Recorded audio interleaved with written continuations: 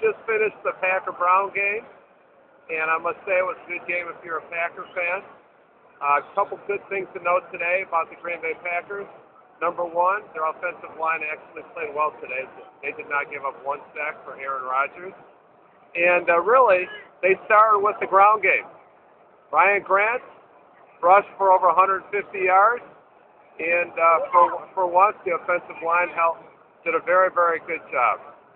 A couple good things besides that is that Aaron Rodgers had some very good pass plays, long pass plays today. And the reason why he could do that is because his offensive line did a good job holding. So the good thing is, although we played a much weaker opponent today, that does pay well for things to come when we do play some pretty tough, difficult opponents. So all in all, it's a beautiful day. It's a beautiful sunny day, over 60 degrees, and our defense played well.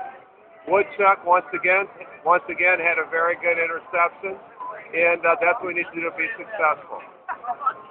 Any questions? That about covers it. Thank you very much, and have a good day.